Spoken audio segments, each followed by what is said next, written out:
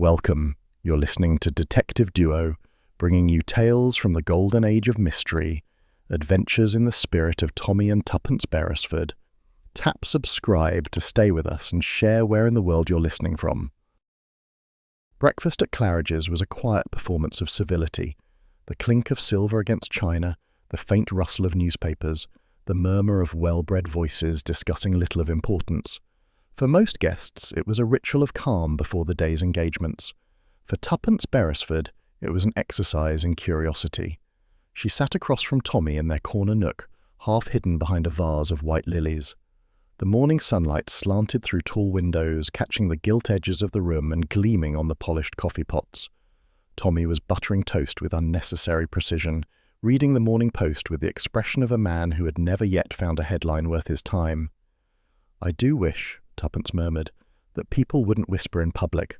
It only makes me want to listen." Tommy glanced up. "Which people?" "Those two at the next table, the fellow with the perfectly brushed hair and the woman who's clearly terrified someone will notice she's here." He adjusted the paper slightly to shield his line of sight. "Married, do you think?" "Not to each other," Tuppence said promptly. "Look at the way she keeps her hat on indoors. That's guilt if ever I saw it." Tommy smiled. "You've gone 2 whole days without finding a mystery. I suppose it was bound to happen." She would have replied, but at that moment the gentleman she had been observing lifted his cup, murmured something indistinct, and went quite suddenly pale. The china slipped from his hand and shattered against the saucer. For a heartbeat he remained upright, staring ahead as though seeing nothing at all, then slumped sideways in his chair. There was a collective gasp from the surrounding tables. Waiters converged in well-trained panic. The woman opposite him rose, one gloved hand fluttering at her throat. Oh, please, someone—" Tommy was already on his feet, reaching the man first. "Give him air," he said, his voice brisk but calm. "Here, prop his head, that's right." The hotel's assistant manager, immaculate in morning coat, hurried over with the air of one affronted by the very idea of collapse in his dining room. "If the gentleman requires a doctor—" "He does," Tuppence said, kneeling gracefully beside Tommy. She slipped the man's glove from his hand and felt for a pulse. Still alive, thank goodness. The man stirred faintly. His eyes opened, pale grey, unfocused. "Where?" he began, then faltered. "Where am I?" "At Claridge's," Tommy said. "You fainted. Best sit still until the doctor comes." The man blinked. "Claridge's," he repeated blankly. "Yes, that sounds right." He looked from one face to another with dawning unease. "Forgive me, but who am I?" There was an uncomfortable pause. The lady he'd been breakfasting with stepped back, colour draining from her cheeks. You can't mean—" But the man only pressed his hand to his temple, eyes clouded with bewilderment. "My name? It's gone. Entirely gone." The manager murmured something about shock and sent for the hotel physician. The crowd slowly dispersed, comforted by the arrival of authority. Tommy and Tuppence returned to their table, though both watched as the man was helped into a chair near the window. "Well," Tommy said quietly, "that's one way to start the day." Tuppence's eyes were bright with interest. "Did you notice his cuff?" Tommy followed her gaze. A faint brown mark, as though from a scorch, marred the immaculate fabric near the wrist. "Burnt himself on a cigarette, perhaps," Tommy suggested. "Or on something hotter," Tuppence murmured. "And that handkerchief the waiter picked up, monogrammed EWR. I saw it before they whisked it away." "You're incorrigible." "I'm observant," she corrected primly. "There's a difference." The doctor soon declared it a simple fainting spell brought on by stress. The mysterious gentleman, still pale but coherent, thanked everyone for their kindness and insisted he merely needed rest. He was escorted out, the anxious lady following in silence. By the time the excitement had ebbed, Tuppence had already decided that nothing about the affair was ordinary. When she said so, Tommy only laughed. "Darling," he said, "we came here for a weekend of dancing and speeches about charitable endowments, not espionage." "Espionage?" she repeated, feigning innocence. "I didn't say a word about espionage, but people don't forget their names for no reason." An hour later, as they crossed the marbled lobby, Tuppence slowed beside the reception desk. A chambermaid was speaking in hushed tones to the clerk, her apron trembling with suppressed excitement. "I swear it, sir. The same man checked in under 3 names this week. Mr. Edwards, then Mr. Rowland, and last night he signed as Mr. Weston. Tuppence's head tilted slightly. "Really?" she said, with such casual interest that both turned towards her. The maid flushed. "Oh, I shouldn't have said—" "You didn't," Tuppence assured her warmly. "I was only admiring your flowers. Those lilies are magnificent." She smiled, drifted away, and rejoined Tommy by the lift. "Well?" he asked, seeing her expression. "Well," she said, pressing the button. "Either our fainting friend enjoys aliases for breakfast, or there's something rather queer going on at Claridge's." Tommy sighed. "I should have known the minute we unpacked. Trouble follows you like perfume." "Flattery won't deter me." That afternoon they took tea in the hotel lounge. The pianist was playing something slow and sentimental, and the scent of roses hung in the air. Tuppence stirred her cup, gaze fixed on the entrance. No sign of the mystery man. "He's vanished," she said at last. "Not a soul has seen him since the doctor escorted him upstairs." "Probably sleeping off the shock. Or being spirited away." Her tone was thoughtful, not fanciful. "You remember that time in St. John's Wood?" "Please," Tommy groaned. "That was entirely different. That man only pretended to have amnesia because his wife was expecting twins and he wanted to skip the christening." Tuppence laughed, but her attention soon returned to the door. "Still," she said, "I should like to know why a man with 3 names and a burn mark on his cuff loses his memory at breakfast." Tommy leaned back, folding his arms. "If you're determined to investigate, we'd better start with the obvious. Ask the staff what room he was taken to." "Oh, Tommy," she said with mock reproach. "One doesn't ask at Claridge's, one observes." Evening descended with a muted elegance peculiar to fine hotels. Lamps glowed softly behind cut-glass shades. The hum of conversation drifted from the bar. Tuppence stood by the landing window, watching the reflection of chandeliers in the polished floor. Something about the day's oddities, the man's confusion, his aliases, that curious scorch, stirred an old thrill in her blood. She remembered the early days of Blunt's Brilliant Detectives, the gleeful anticipation of a puzzle waiting to be solved. Retirement, she thought, was dreadfully overrated. Tommy approached, hands in his pockets. "You've got that look," he said. "What look?" "The one that means I'll soon find myself searching wardrobes or impersonating a bellboy." "Don't be absurd. I was only thinking how very peaceful life would be if people stopped fainting at breakfast." "Then why are you smiling?" She hesitated, then said softly, "Because peaceful isn't nearly as interesting." Somewhere down the corridor a clock struck 6, the chime echoing faintly through the hush. In the next moment a maid appeared, breathless and wide-eyed. "Beg pardon, sir. Madam, they can't find him." "Who?" Tommy asked, though he already knew. "The gentleman from breakfast, sir, the one who fainted. He's gone, room empty, luggage gone, name gone from the register." Tuppence exchanged a quick glance with Tommy. Her voice, when it came, was quiet and certain. "I told you," she said. "No one forgets their name for nothing." Claridge's at mid-morning was the kind of quiet that suggested important things were being kept hushed rather than happening. The clink of silver trays and the muted thud of shoes on carpet formed a rhythm of polite secrecy. Every maid, porter and guest seemed to know exactly how to appear occupied while actually listening. Tuppence Beresford was doing precisely that. She stood before a tier of vases in the hotel's small flower room, a haven of colour tucked behind the corridor to the dining salon. "Peonies or roses, do you think?" she asked the florist, a neat man in an apron who smelled faintly of carnations and discretion. "For the luncheon suite, madam? Roses lend refinement, but peonies have drama." "Drama is vastly underrated," Tuppence said lightly. "One should never underestimate what a flower arrangement can reveal about human character." The florist blinked. "Indeed, madam." "Oh, yes. A person who chooses lilies over tulips is invariably hiding something." She leaned closer, lowering her voice to a confidential murmur. "Speaking of which, the gentleman who fainted at breakfast, has he recovered?" The man stiffened, his fingers stilling over a ribbon. "Hotel policy, madam, forbids discussion of guests." "Of course," said Tuppence cheerfully. "I should hate to cause embarrassment. I only wondered whether he'd regained his memory. It must be dreadful to forget who one is." The florist hesitated, then sighed. I believe the doctor examined him again this morning. There were telephone calls, I'm told, quite persistent ones, from a Lady Ainsworth.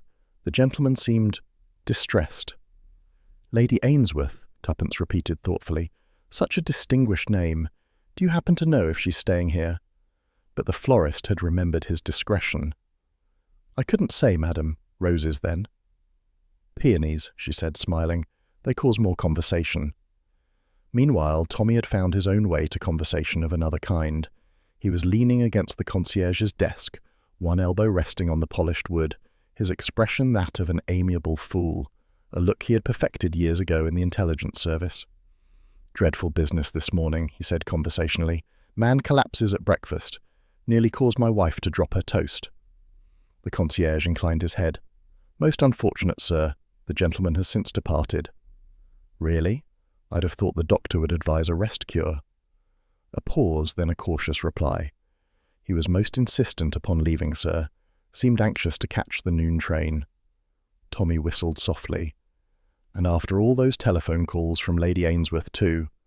The concierge's eyes flickered. You have an excellent ear, sir. Bad habit, said Tommy, grinning. Comes from being married to a woman who notices everything. He set down a coin with easy generosity. I don't suppose you'd tell me whether Lady Ainsworth is also in residence.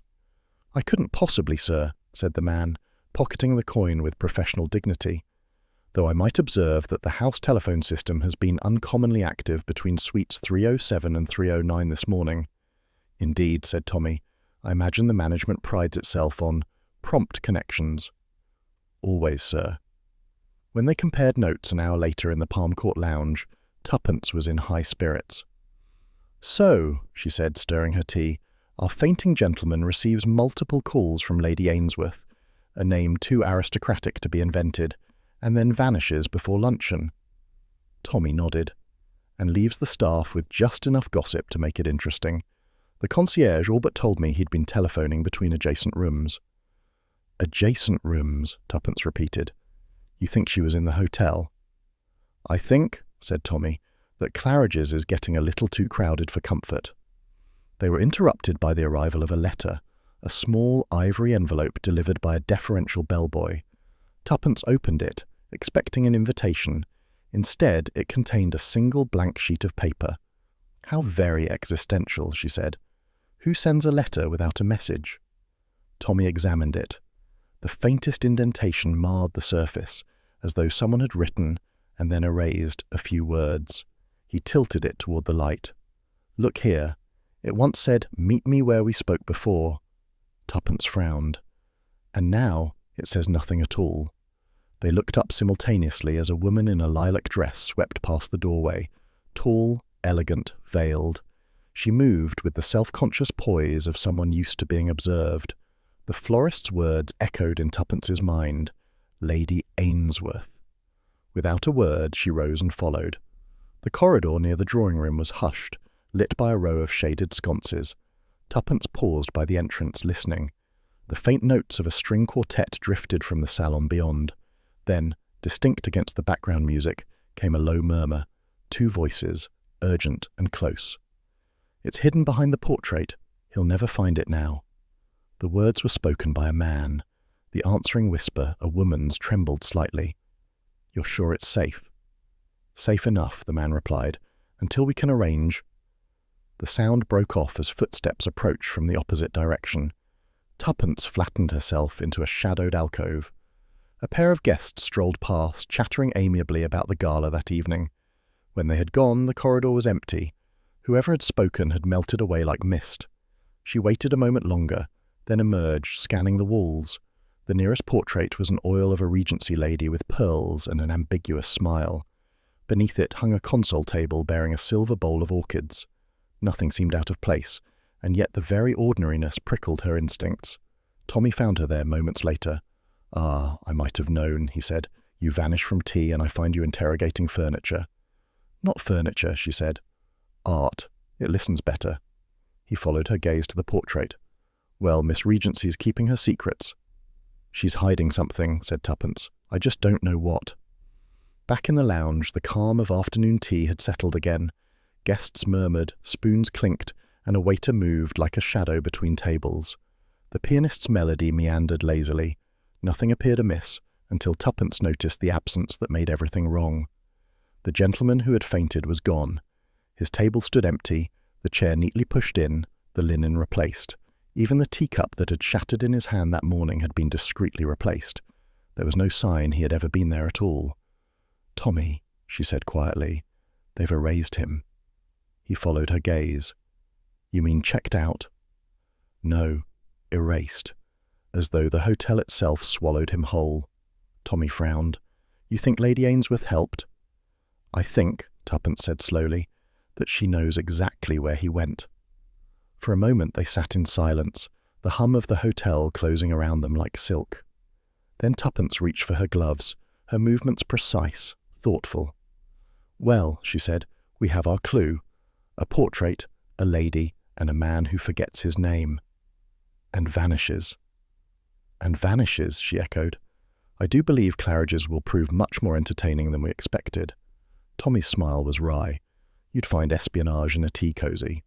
She rose, glancing once more toward the drawing room. "And sometimes, dear, that's exactly where people hide the most dangerous secrets."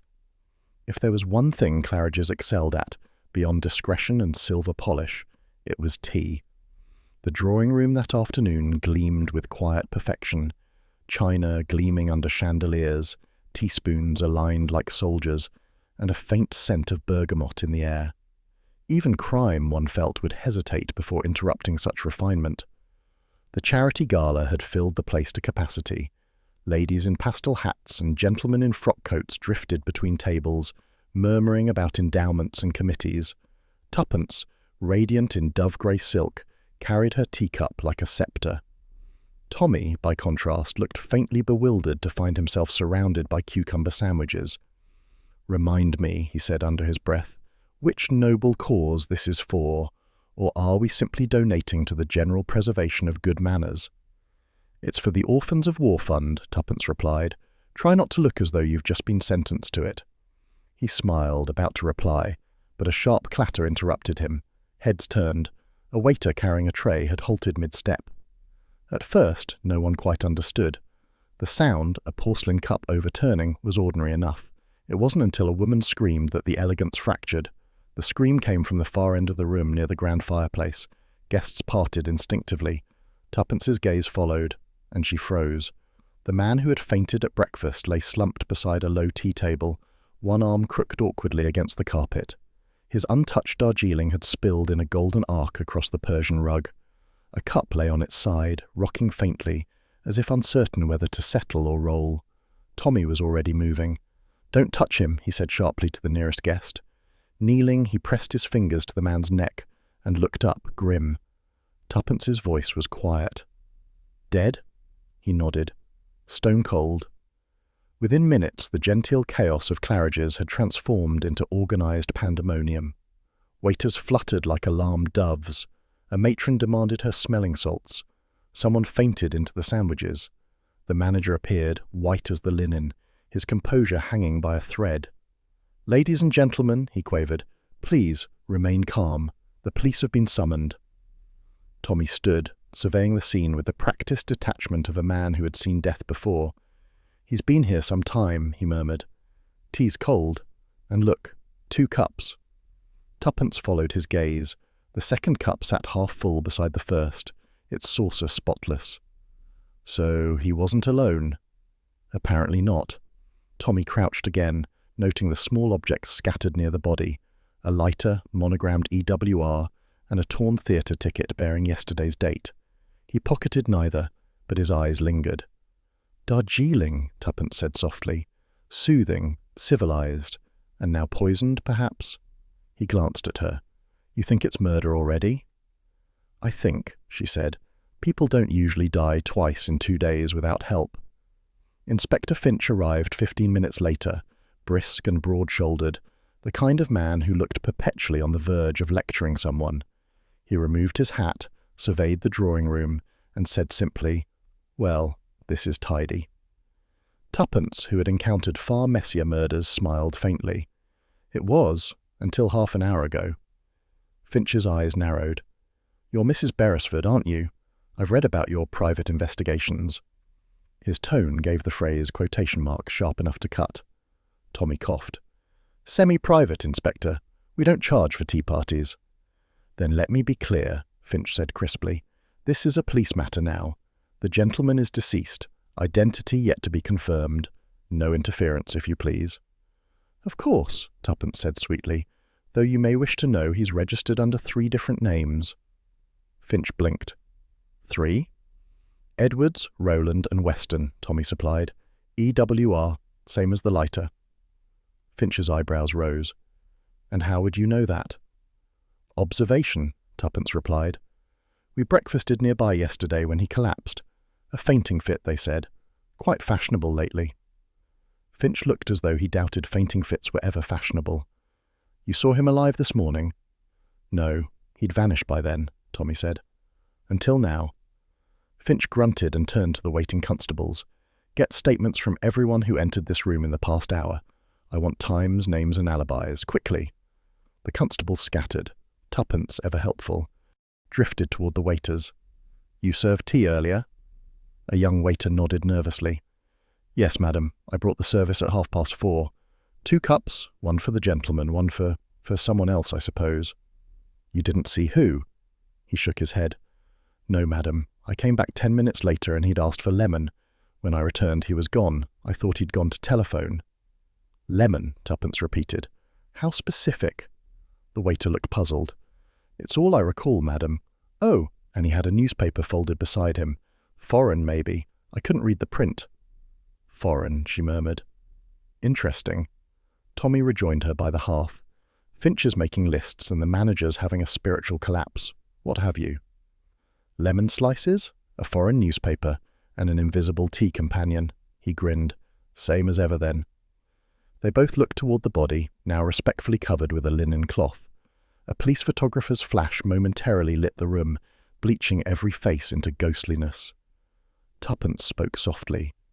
"It's strange, isn't it, to die surrounded by chatter and china, so polite, so proper, and yet utterly final." Tommy squeezed her hand lightly. "You're going sentimental." "I'm going curious." Her gaze sharpened. Whoever sat opposite him poured tea for 2. They were close enough to talk, or to drop something in his cup. Tommy's eyes narrowed. He looked perfectly well when he came in. Must have met someone here after lunch. Someone he trusted. Or someone he thought he trusted. By early evening, the hotel's splendor had dulled under the weight of investigation. Uniformed men moved quietly through the corridors, their boots muffled on the carpet. The guests, murmuring indignantly, retreated to their rooms or the bar, where they discussed the tragedy with avid delicacy. Inspector Finch returned to the Beresfords' table, notebook in hand. "You mentioned aliases. I've confirmed one, Edward Rowland, arrived 2 nights ago from Paris. Passport in order, luggage minimal." "Occupation?" Tommy asked. "None listed." Finch flipped a page. "As for next of kin, there's a Lady Ainsworth on his contact list. Ring any bells?" Tuppence's eyes gleamed. "Indeed it does." "Then you can keep your bells silent for now," Finch snapped. "We'll be questioning her shortly." He turned to leave, but Tuppence said mildly, "Inspector, if it helps, the tea was poured for 2. Finch paused, looking over his shoulder. "You're certain?" "Quite." He jotted something down, muttered, "We'll see," and departed. Tommy waited until he was gone before murmuring, "You're enjoying this." "Immensely." As dusk folded over the city, Tuppence wandered back into the now deserted drawing-room. The scent of spilt tea lingered faintly. The Persian rug had been covered with a cloth, but she could still see the dark stain beneath. The 2 teacups had been cleared away. She stood by the hearth, arms crossed, replaying every detail in her mind, the scorch on his cuff, the erased letter, the whisper about the portrait. Pieces of a puzzle, each unconnected but pulsing with possibility. Tommy entered quietly behind her. "Finch says they'll remove the body tonight. Poor chap, I almost liked him, mysterious as he was." She turned. "Did you notice his shoes?" His shoes. One was newly shined, the other dull, as if he'd dressed in haste. Or been redressed by someone else. They exchanged a long look. Tuppence exhaled. "The cup was poured for 2, Tommy. Whoever shared that tea was close enough to kill him without leaving a trace.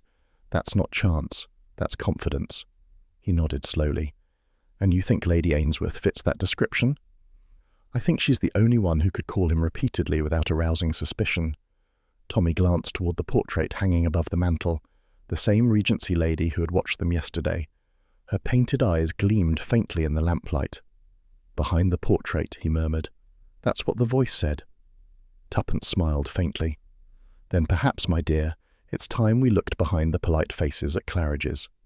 She straightened, her expression bright and composed once more. After all, one should never let murder spoil a good cup of tea.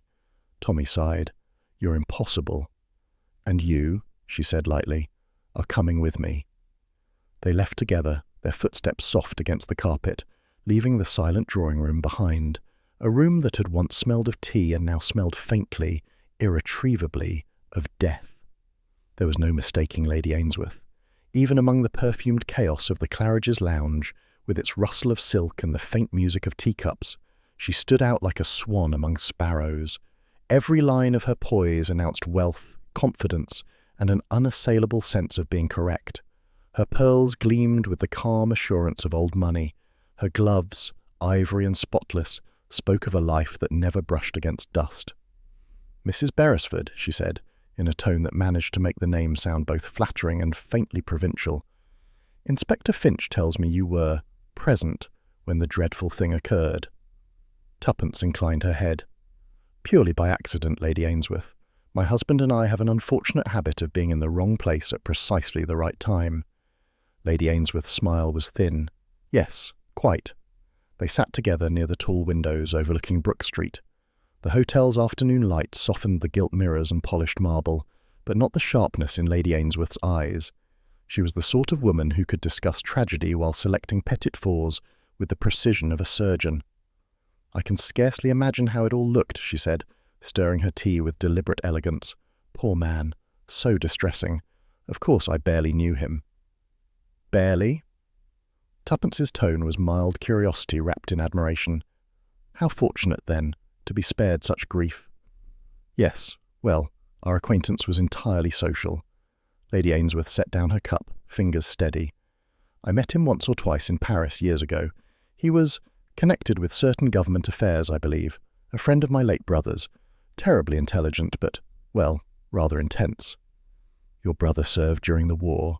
Tuppence asked gently. A flicker of something crossed Lady Ainsworth's face, memory perhaps, or calculation. Yes, Captain Hugh Darnell.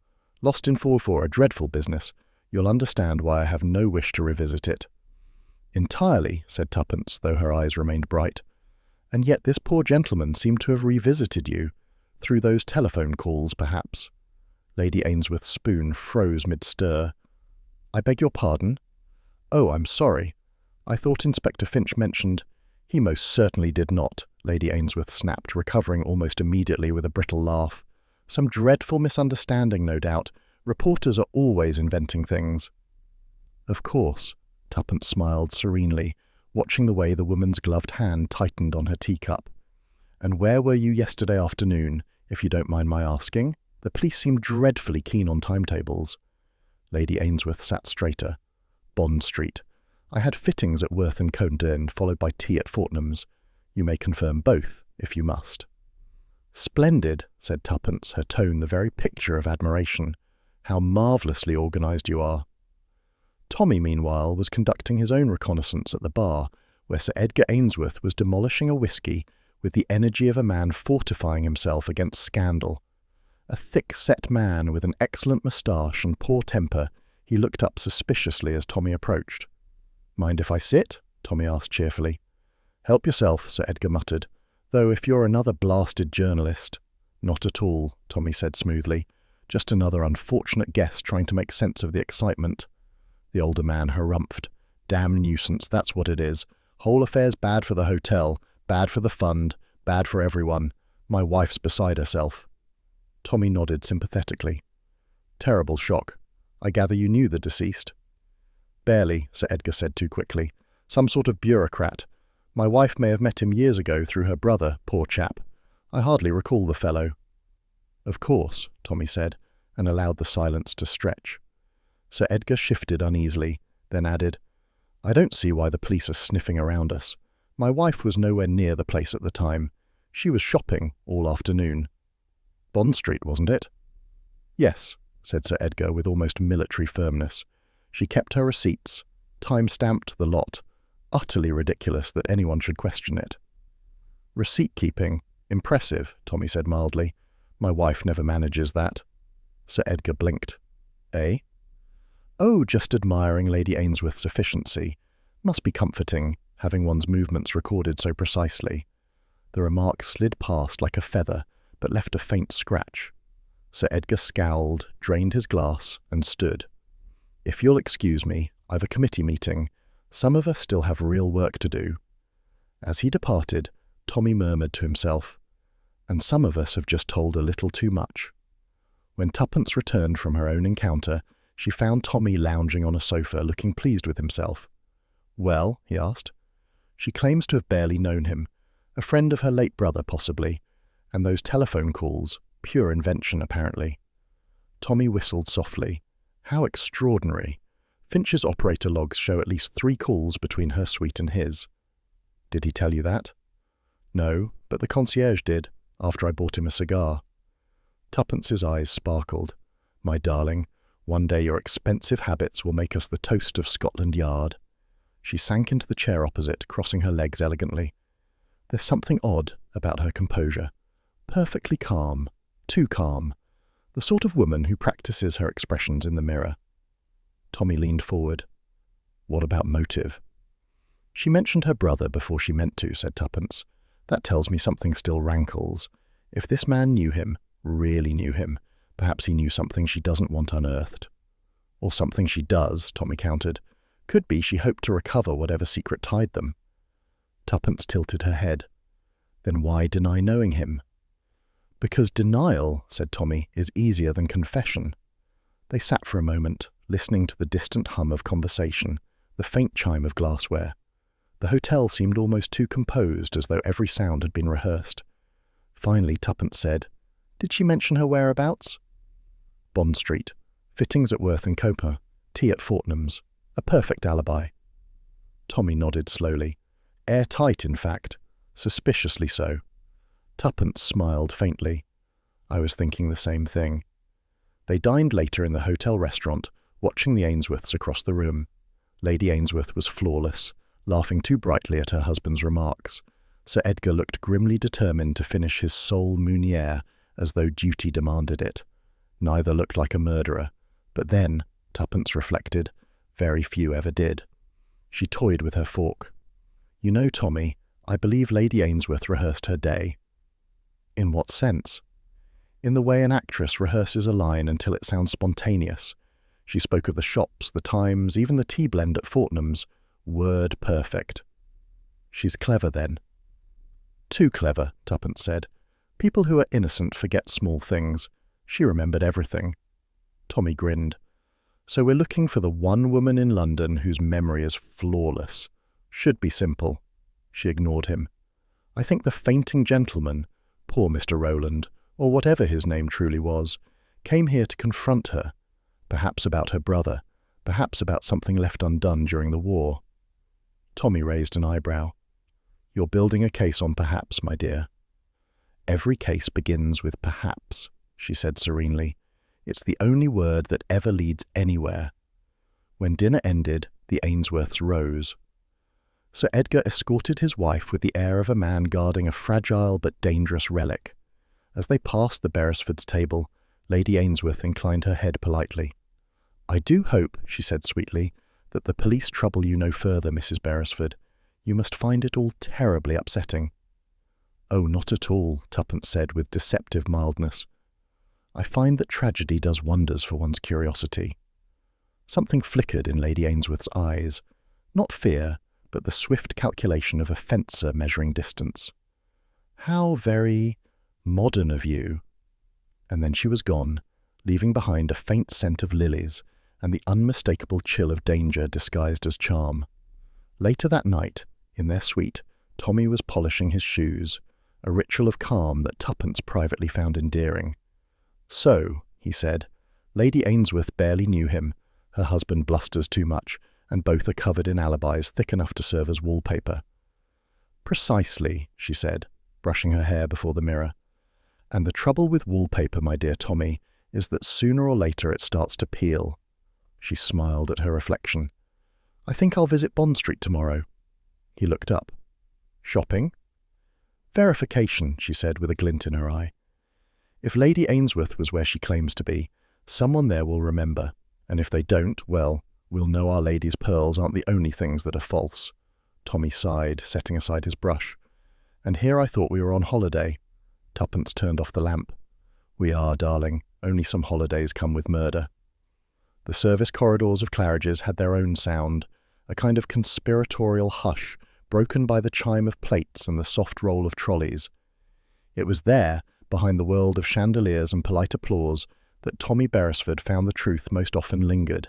He leaned casually against a gleaming service hatch while the young waiter opposite him fidgeted with his apron cord.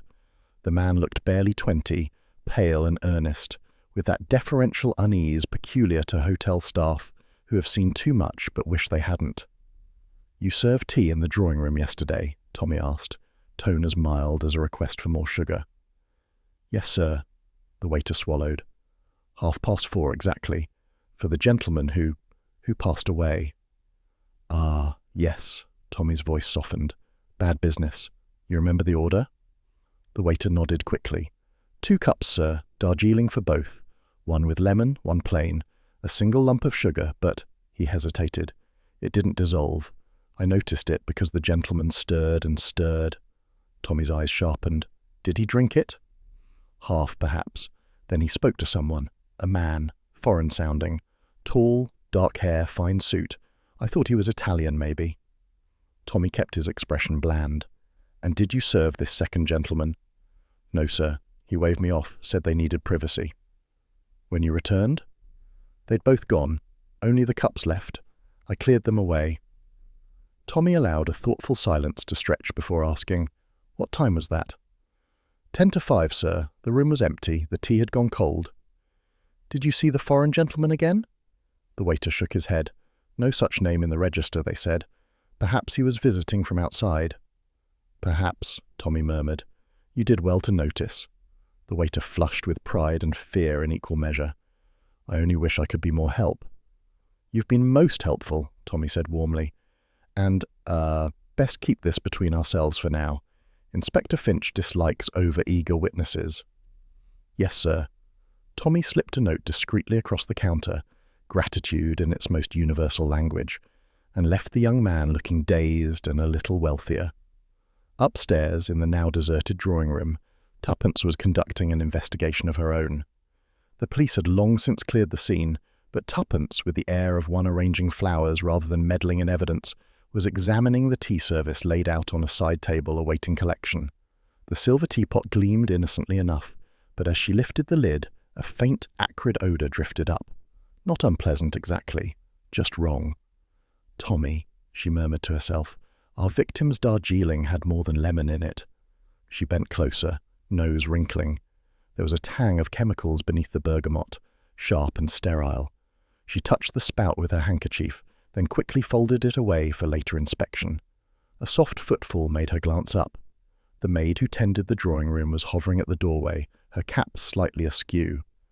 Beg pardon, ma'am, I didn't realise. Quite all right, said Tuppence with her friendliest smile. I'm merely admiring the tea service. Such polish. You must be terribly careful with it. Oh, yes, ma'am. The girl lowered her voice conspiratorially. We've orders to keep it shining, but if you ask me, it'll be replaced now. They don't like reminders of tragedy. No, said Tuppence softly. They never do. The maid hesitated. There was something else, ma'am. A napkin. One of the guests left it behind. The police said to throw it out, but I kept it. It seemed too fine. She produced it from her apron, crisp white linen, faintly creased, with a perfect lip-shaped mark of deep crimson. Tuppence examined it thoughtfully. Lipstick, she said, and not the cheap kind. French, the maid said proudly. My sister works at a counter. That shade costs 2 shillings more than the English ones. Tuppence's eyes gleamed. Then your sister has excellent taste. May I borrow this, purely for comparison? The maid, flattered, nodded eagerly. "Excellent," said Tuppence. "You've just made the investigation far more interesting." She found Tommy in the corridor outside the kitchens, humming under his breath and looking smug. "Well?" she demanded. "Well," he said, "our waiter remembers 2 cups, 1 lemon slice, 1 rebellious sugar cube, and a foreign gentleman who appears to have evaporated." "Evaporated?" "Vanished entirely. Not on the register, not seen since." Tuppence's brows rose. "How continental of him! I've discovered something too." She held out the napkin. Tommy stared. "A souvenir?" "A clue. Note the lipstick there, shade Rouge Royal, I'd wager. The very same Lady Ainsworth was wearing at luncheon." Tommy gave a low whistle. "So she was here." "She was here," Tuppence repeated, "and either careless or clever enough to leave proof of it. The question is whether she was sipping tea or stirring poison." They paused by a tall window overlooking the courtyard. Outside, cars hummed faintly, the city's pulse indifferent to secrets. Tommy frowned. "Finch says there's no sign she entered the drawing room that afternoon. Servants didn't see her." "Servants rarely see what they aren't paid to notice," said Tuppence, "but lipstick has no discretion at all." He chuckled. "Remind me to check your teacups more closely in future." "Do," she said sweetly, "but not until after you've admired my deductions. The chemical smell in the teapot, definitely not detergent. More like chloroform residue, or possibly something used to mask cyanide." "Lovely," said Tommy dryly. "Afternoon tea with undertones of murder." Tuppence laughed softly. "It's the latest thing in espionage dining. But there's something else. The waiter mentioned a foreign gentleman speaking with our victim before the tea was poured." "Not in the register?" "No." Tommy considered. "Then either a false name or no name at all, which means our dead friend's circle included both titled ladies and invisible men." "Which," said Tuppence, "sounds very much like the intelligence service." They exchanged a look that carried the faint thrill of old times, the smell of ink and code books, the echo of clandestine rooms during the war. Tommy said quietly, "You think he was carrying something?" "I think," Tuppence replied, "that he died for something hidden, and someone thought it worth a cup of poisoned tea." Later that evening, they sat once more in the Palm Court lounge, the illusion of elegance restored. The pianist played softly. Crystal lamps glimmered like tame stars. Across the room, Lady Ainsworth dined with her husband, every gesture serene, every pearl perfectly in place. Tuppence watched as the lady lifted her glass, champagne tonight, pale and effervescent, and pressed those same crimson lips to the rim. "There," she whispered, "Rouge Royal, identical." Tommy followed her gaze. "She's either remarkably bold or remarkably innocent." "Both can be true," Tuppence murmured, "but boldness leaves fingerprints." "On teacups?" "On conscience." They sipped their coffee in silence. When the Ainsworths rose to leave, Lady Ainsworth's gaze brushed theirs. For a fraction of a second, recognition flickered. Not fear, not guilt, but the subtle annoyance of someone who realizes she is being observed by professionals. As she passed their table, she paused. "Mr. and Mrs. Beresford," she said smoothly. "Still here? You do lead such fascinating lives." Tuppence smiled. "Only when we're among fascinating company." Lady Ainsworth's lips curved, the same red that marked the napkin now resting safely in Tuppence's handbag. "Then you must find Claridge's quite irresistible." And with that, she was gone, her perfume lingering like a closing argument. Tommy exhaled. So much for subtlety. Tuppence's fingers brushed the napkin hidden beside her purse. "Subtlety," she said softly, "is overrated. She knows we know, and that makes her dangerous." Tommy raised an eyebrow. "And us?" She smiled. "Predictable as ever. We'll keep drinking tea until someone slips us the wrong sugar cube." He laughed under his breath, though the sound held an edge. "You realize Finch will have our heads if he catches us meddling again." "Then," said Tuppence, rising gracefully, "we'd better be clever enough not to be caught." They left the lounge together, their reflections gliding side by side in the mirrored wall, a husband and wife with polite smiles, trailing behind them the faint scent of tea, lipstick, and a mystery growing darker by the minute. It was nearly midnight when Tuppence announced in the calm tone that always meant danger, I've lost my handkerchief. Tommy looked up from his armchair. The Claridge's suite was still, save for the faint hum of London outside and the ticking of the gilt clock on the mantel. Lost it. You have drawers full. Not that one, she said. The embroidered one with the forget-me-nots. It must have gone to the laundry this afternoon. I simply must fetch it. He set aside his newspaper. You're not seriously proposing to break into Claridge's laundry at this hour? Of course not, she said airily, slipping on her wrap. I'm simply proposing to retrieve an item of sentimental value before it's boiled, starched, and annihilated. Tommy sighed, already reaching for his jacket. When you say retrieve, you mean investigate, don't you? Darling, she replied, have you ever known me to do one without the other? The hotel's lower floors were a world apart from its chandeliers and civility. The air grew warmer, thick with the scent of soap and steam. The rhythmic clatter of machinery echoed faintly even at this hour. Tuppence moved with practised assurance, her heels soft against the tiled floor. A pity spies never hide things in florists' shops, she murmured. Much more romantic. Tommy followed, carrying a small torch.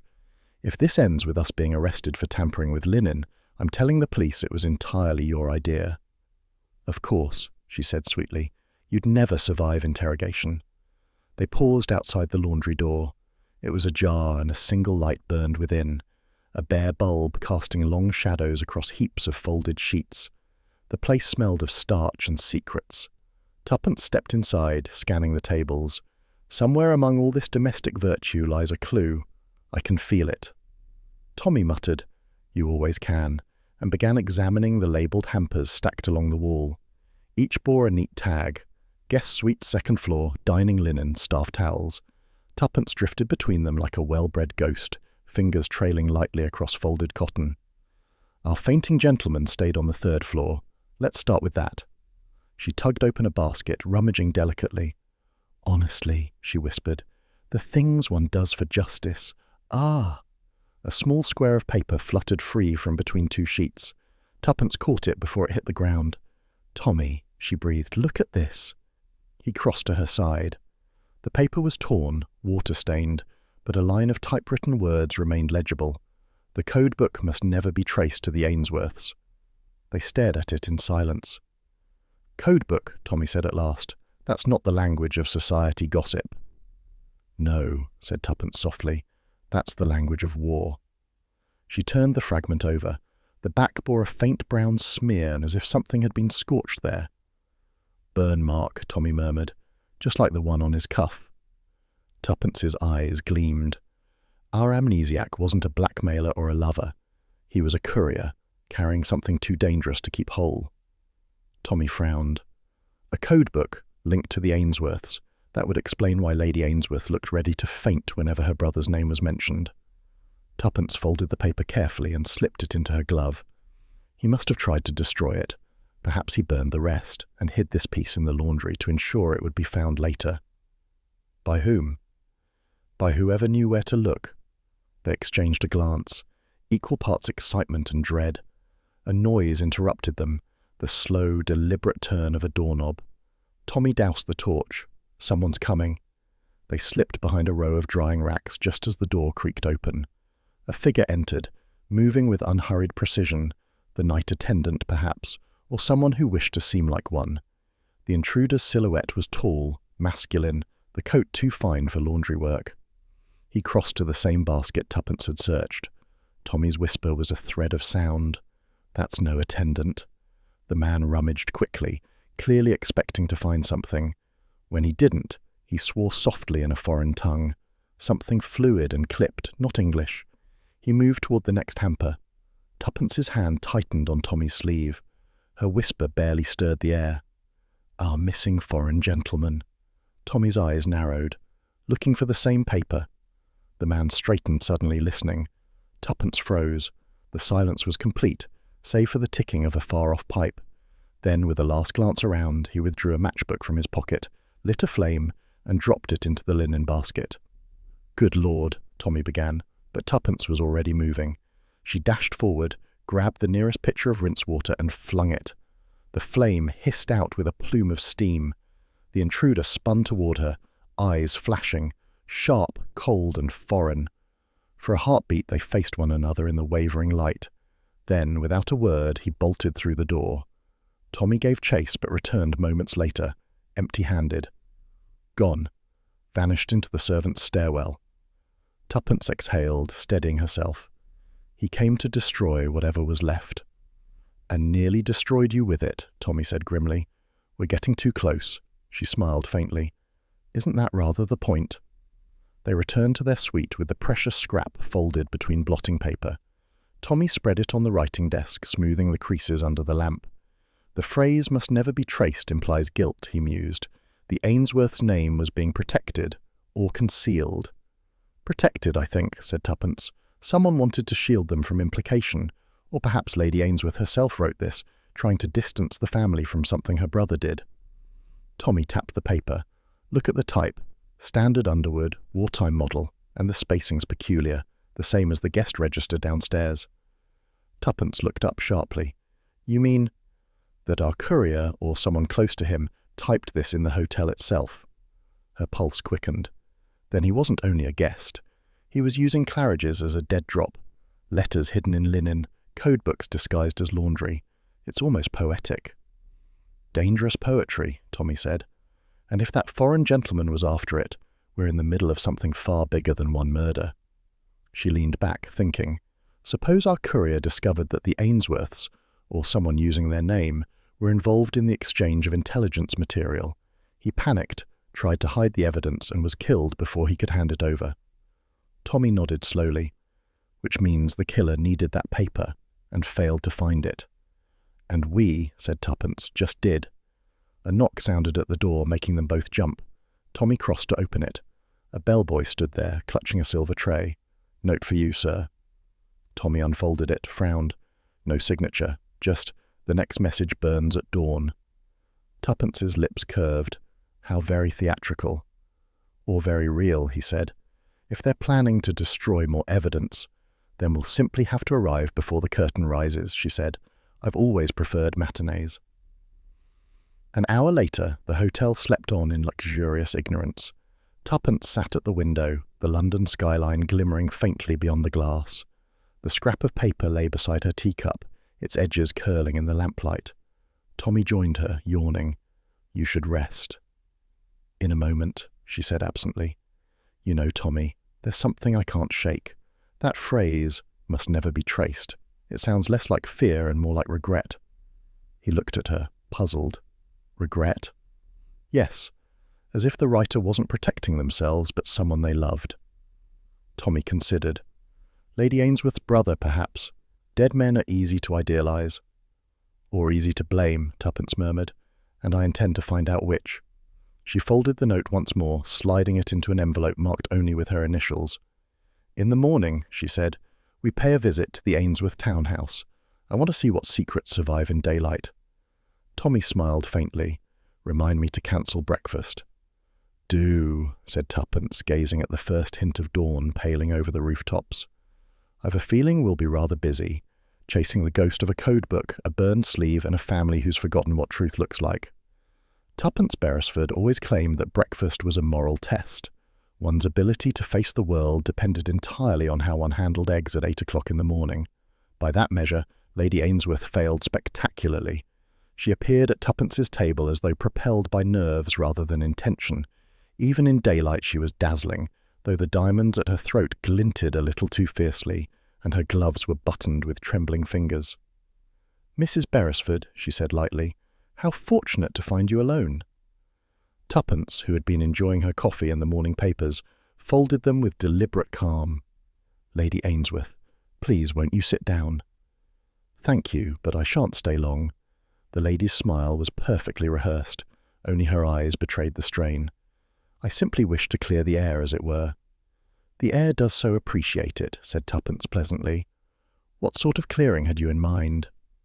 Lady Ainsworth leaned forward slightly, lowering her voice. You and your husband have been inquisitive, speaking to staff, asking questions about things that no longer concern you. Curiosity, said Tuppence, is my most unforgivable vice. Then allow me to help you overcome it. Lady Ainsworth reached into her handbag and withdrew a small velvet box. She opened it to reveal a diamond brooch, a spray of leaves, each stone catching the morning light with dazzling precision. Tuppence regarded it coolly. "How lovely." "It's worth a great deal," Lady Ainsworth said, "and it's yours if you'll agree to leave this wretched business to the police." Tuppence took a deliberate sip of coffee before replying. "You make bribery sound almost philanthropic." The lady flushed. "Please don't be melodramatic. I'm merely offering gratitude. You've been kind, but your attention creates difficulty." "I see," said Tuppence thoughtfully. "So this isn't gratitude, it's damage control." Lady Ainsworth's voice sharpened. "Mrs. Beresford, I'm warning you." "Oh no," interrupted Tuppence, still smiling. "You're not warning me. You're terrified, which is much more revealing." For a moment, Lady Ainsworth looked as though she might strike her. Then, gathering her composure, she closed the box with a decisive snap. "You mistake my motives." "Frequently," said Tuppence. "And yet, I'm so rarely wrong." Lady Ainsworth stood, her colour high. "You'll regret meddling in matters that don't concern you." "On the contrary," said Tuppence softly, "they concern me the moment they involve murder." The lady hesitated, then inclined her head with cold civility. "Good morning, Mrs. Beresford." She swept away, leaving behind the faint scent of lilies and a silence that seemed to quiver with unspoken threat. Tommy found her a few minutes later, newspaper in hand and amusement in his eyes. "Well," he said cheerfully, "you've made the morning social column, I see." "Don't be absurd."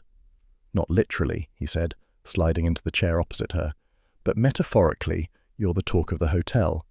Word is Lady Ainsworth just attempted to buy your silence with enough diamonds to fund the National Gallery." Tuppence arched a brow. "News travels fast." "In a hotel like this, gossip moves at the speed of scandal." He unfolded the Times. "Speaking of which, you'll like this. The theatre ticket we found near the body. I had the clerk trace it. It's from the Scarlet Cipher." "A play?" "A spy melodrama," he said. "Opened last month at the Royal Criterion. Plots about a traitor who steals a code book and hides it behind a portrait." Tuppence's teacup halted midway to her lips. "Behind a portrait?" He grinned. "Sound familiar?" "Too much so," she murmured. "Our overheard whisper in the corridor. It's hidden behind the portrait. Whoever wrote that play must be either extraordinarily unlucky or dangerously prescient." Tommy leaned back. Maybe the dead man had gone to see it as research, or irony. "Or warning," said Tuppence. "Suppose he went to the theatre to meet someone. Suppose the ticket stub was a rendezvous, not an entertainment." Tommy drummed his fingers on the table. "It's possible. Finch won't like it, though. He's allergic to conjecture." "So am I," said Tuppence briskly, "when it lacks imagination." He smiled. "You do realise you've just declared open war on Lady Ainsworth?" "She declared it first," said Tuppence. "I'm merely accepting the invitation." Late that morning, as they crossed the grand hallway, a chambermaid caught Tuppence's eye and hesitated. She was young, red-haired, and plainly terrified of being seen. Tuppence, ever alert to the tremor of a secret, turned back with a conspiratorial smile. "Yes," she said gently. The girl curtsied awkwardly. "Beg pardon, ma'am, but I thought you'd want to know. Lady Ainsworth. She received a note this morning. Slipped under her door, no name. She looked fit to faint when she read it." "Did you see what it said?" The maid shook her head.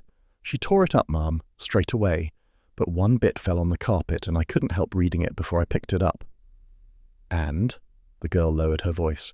"It said, 'You can't hide what's already burned, that's all.'" Tuppence's heart gave a small, sharp lurch. "Thank you," she said softly. "That's quite enough." Tommy joined her as the maid retreated wide-eyed. "What now?" "Now," said Tuppence, "we have confirmation.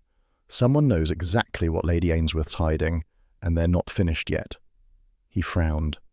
The wording, "what's already burned," it ties to the cuff mark, the paper, the code book. "And to the past," she said, "something smouldering under all this luxury." They spent the next hour walking through the lounge and smoking room, making themselves conspicuous by pretending not to be. Lady Ainsworth was nowhere to be seen. Her husband, however, stood near the bar, gesticulating loudly to Inspector Finch. Tommy's voice was mild. "Finch looks about ready to arrest him for enthusiasm." I doubt enthusiasm's a crime, Tuppence murmured. Otherwise you'd have served a life sentence years ago. They drifted closer, feigning disinterest as Finch's clipped tones carried across the room. I've told you, Sir Edgar, the inspector was saying, we'll conduct our inquiries without interference. If your wife has nothing to hide, she has nothing to fear. Sir Edgar's reply was tight with anger. My wife is not on trial. This absurd obsession with our private affairs. Finch cut him off. Private affairs have a nasty way of becoming public when people start dying. Good morning. Sir Edgar stormed off, his face blotched with fury. Finch turned, spotted the Beresfords, and sighed. If you two are loitering for amusement, I'd advise the theatre instead. Ah, said Tommy innocently.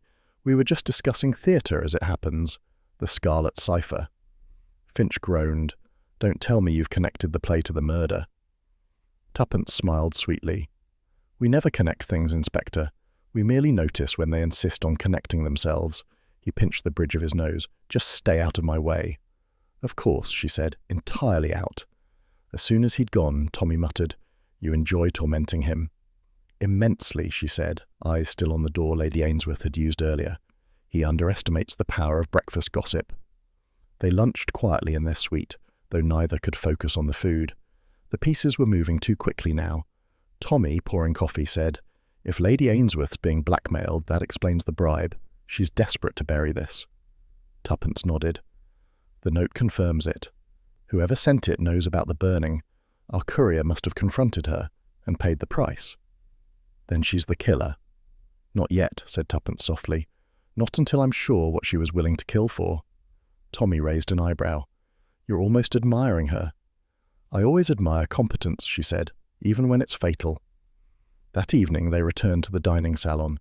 The same chandeliers, the same elegant crowd, yet beneath the glamour was a current of whispered tension.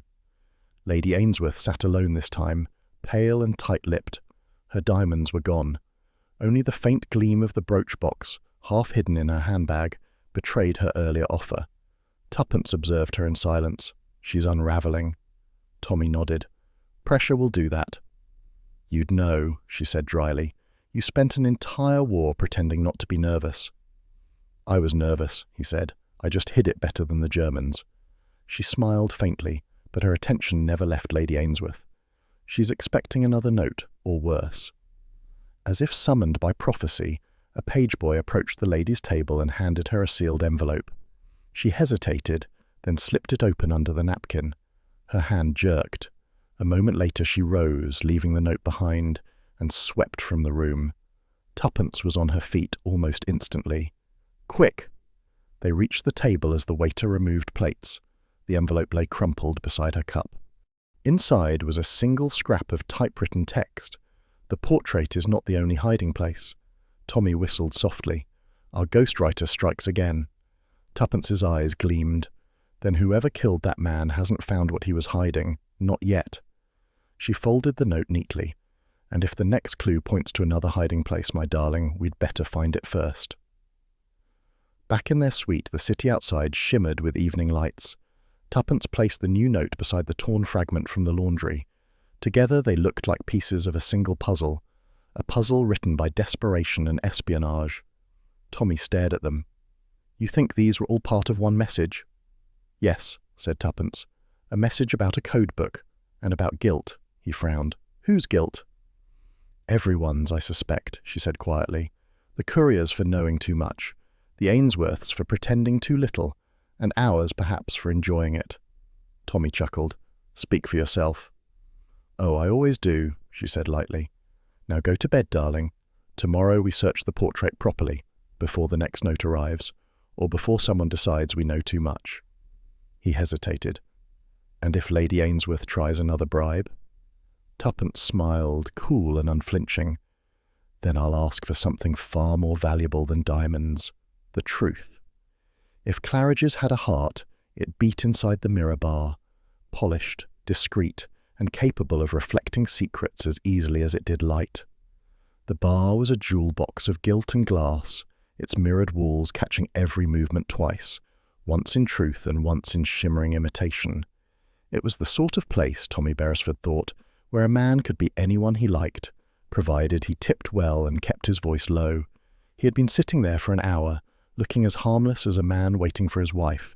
He had an unlit cigarette, a half-drunk whiskey, and the mild expression of one who finds hotel life profoundly unexciting. Beneath that facade, however, his mind ticked with precise calculation. A thin line of cigar smoke curled upward from the far end of the bar.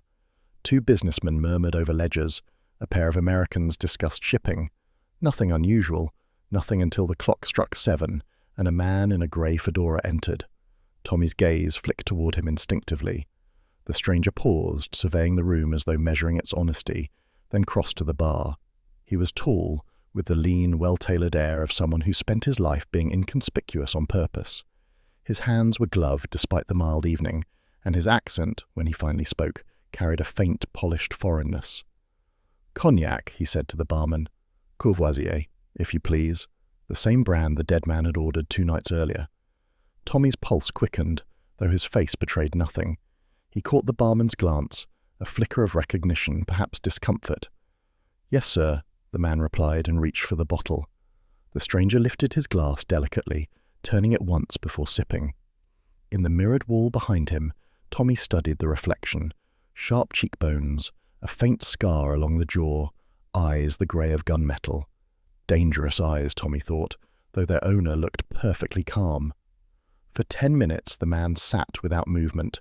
Then, abruptly, he checked his watch, set down the glass, and rose. His reflection passed Tommy's like a ghost. Tommy gave him a 5-second lead, then followed.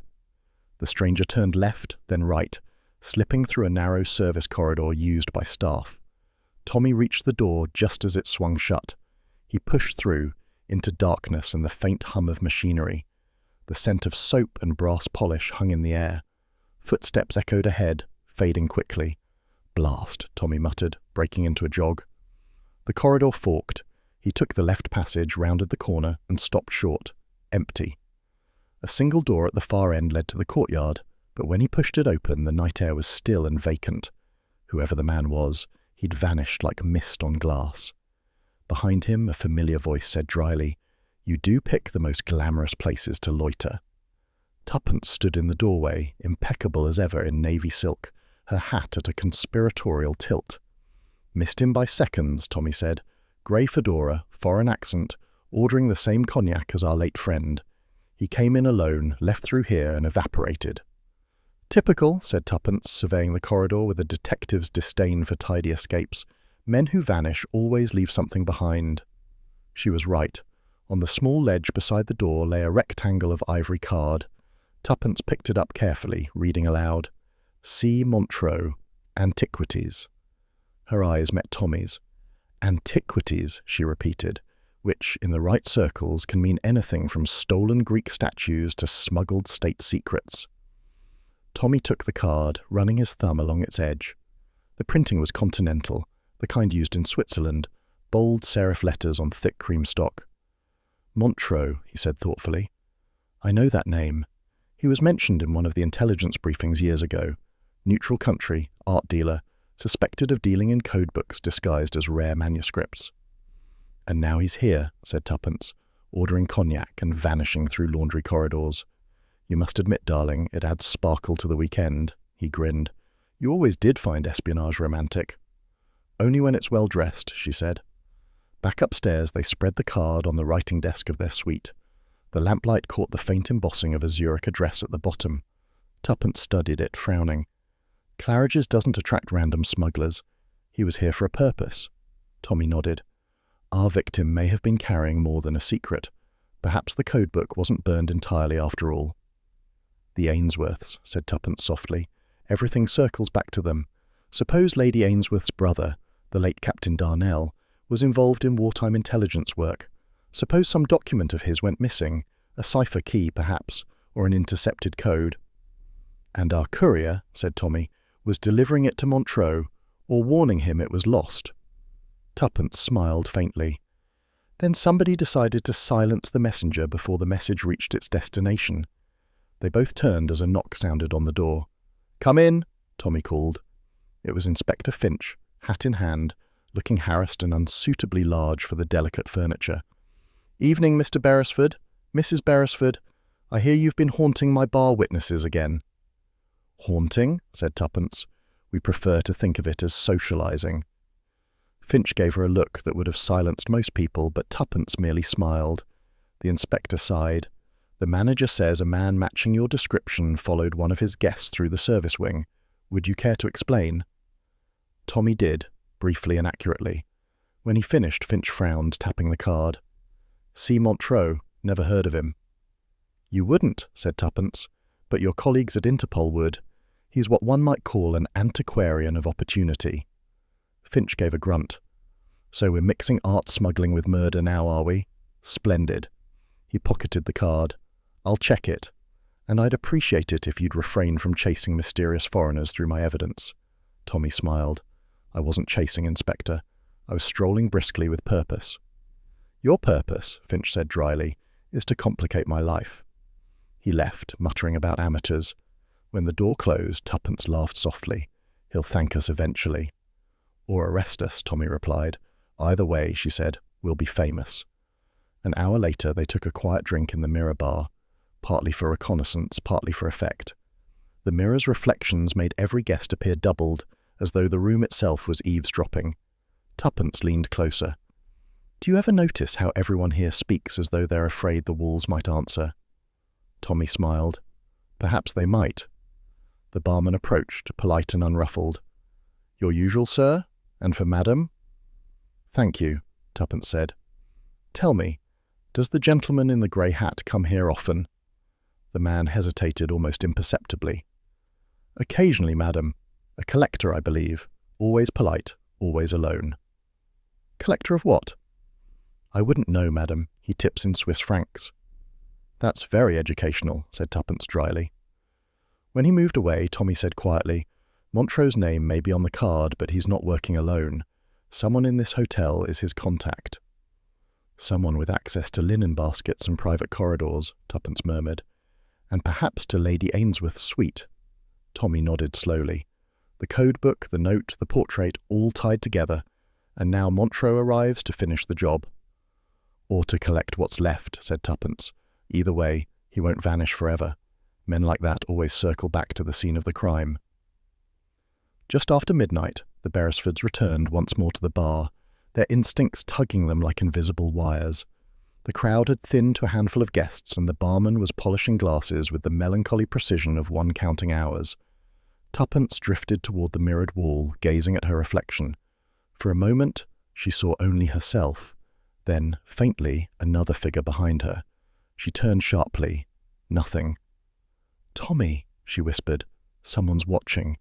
He rose, scanning the room, but only the mirrors stared back, infinite and impassive.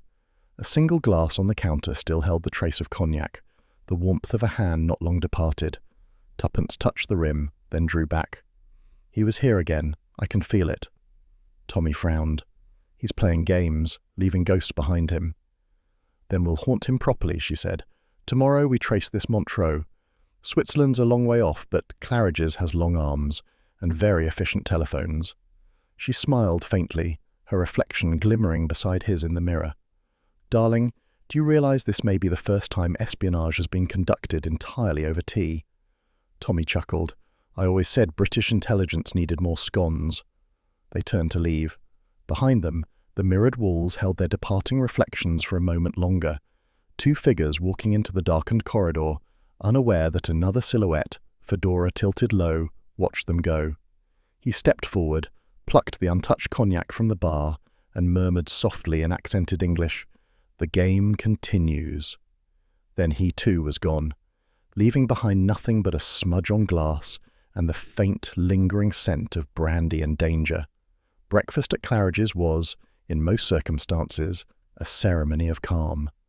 Waiters glided silently, newspapers rustled discreetly, and even the toast seemed to arrive with quiet confidence.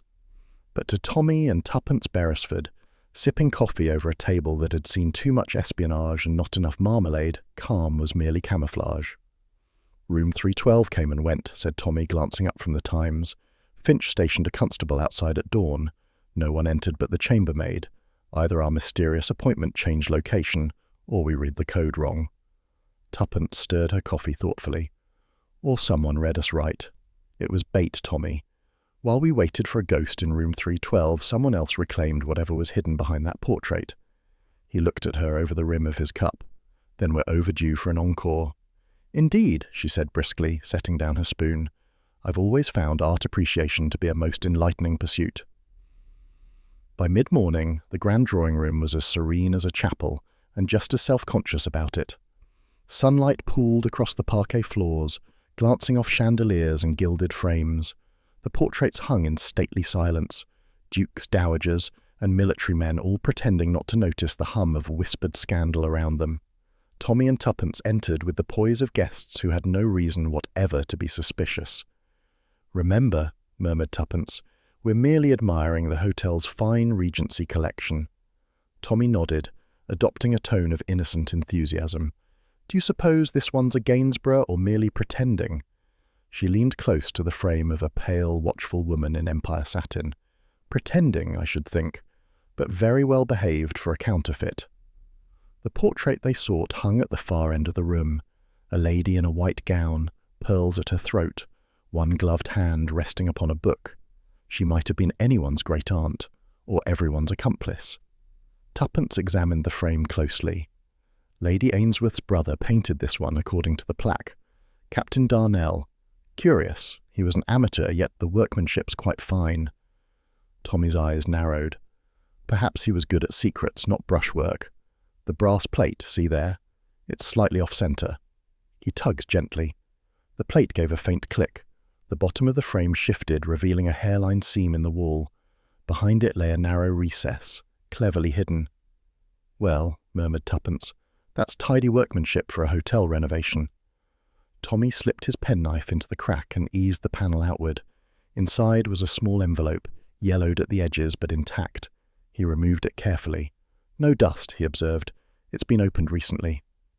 Tuppence took it, her fingers steady though her heart had quickened. She unfolded the flap. Inside were several pages covered in tight ciphered text, rows of letters that formed no words, no pattern. "Cipher," she said softly. "Old military code, I think. Substitution or numeric key." "And this," Tommy added, drawing out a small black-and-white photograph. A young man in uniform stared out, expression direct, proud. "Captain Darnell himself, Lady Ainsworth's brother." Tuppence examined the photo.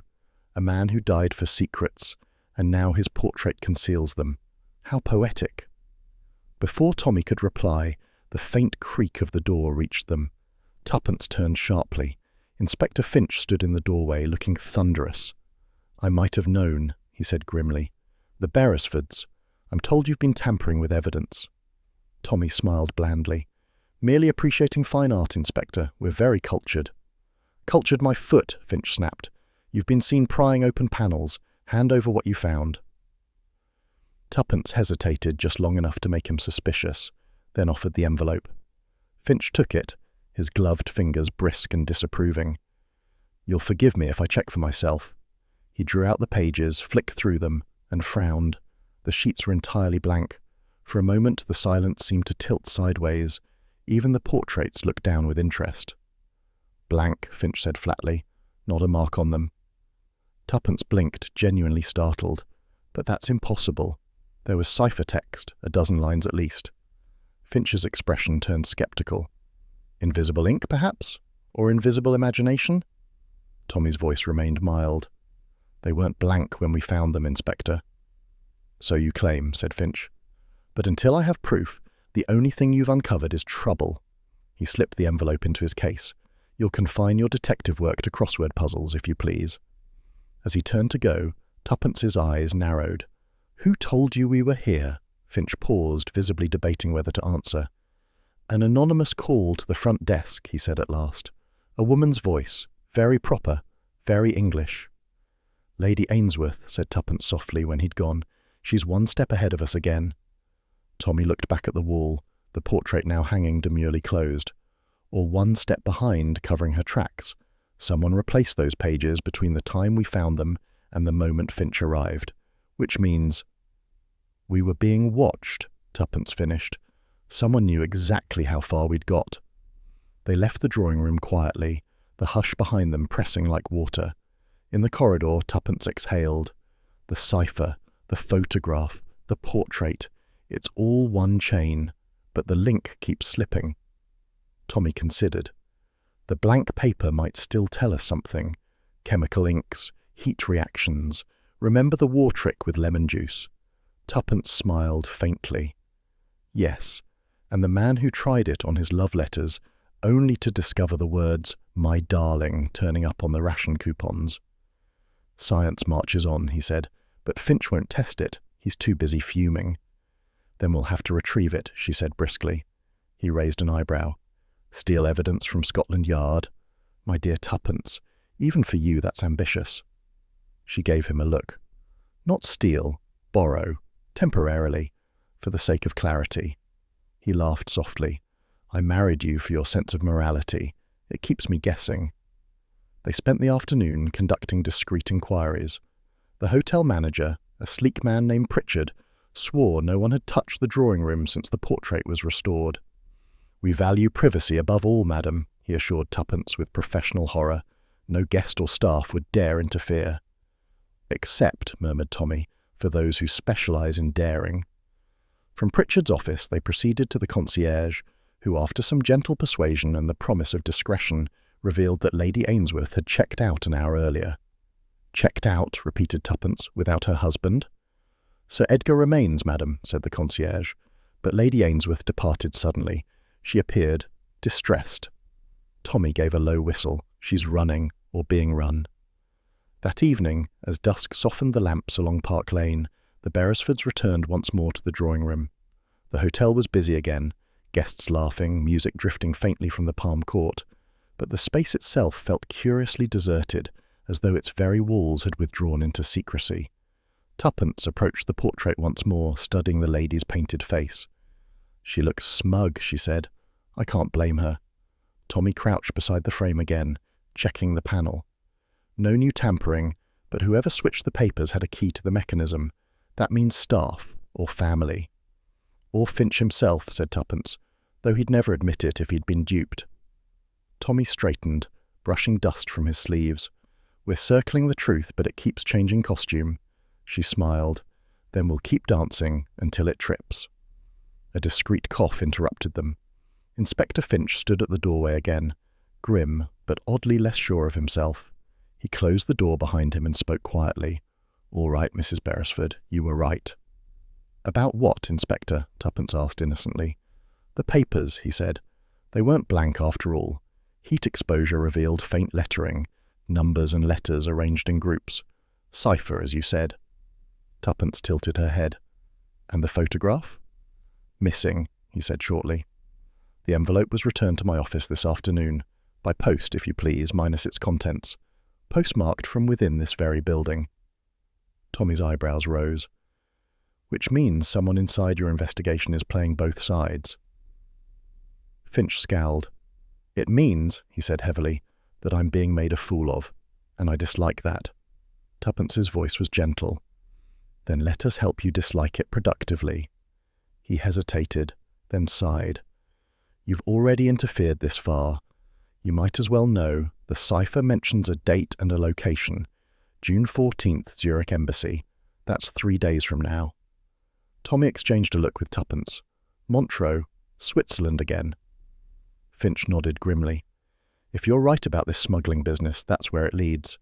But I can't leave the jurisdiction, and I've no proof against the Ainsworths. Then let us supply the proof, said Tuppence. If they're shipping secrets under the guise of art, Zurich would be the perfect handoff. Finch stared at her. You're civilians. Tuppence smiled. We're efficient civilians, Tommy added cheerfully. Besides, we have excellent luggage. The inspector gave a long-suffering sigh. You'll be the death of me. Unlikely, Tuppence said. We reserve that for villains. When he'd gone, they sat for a moment in companionable silence. The portrait loomed behind them, serene and watchful. Tommy leaned back in his chair.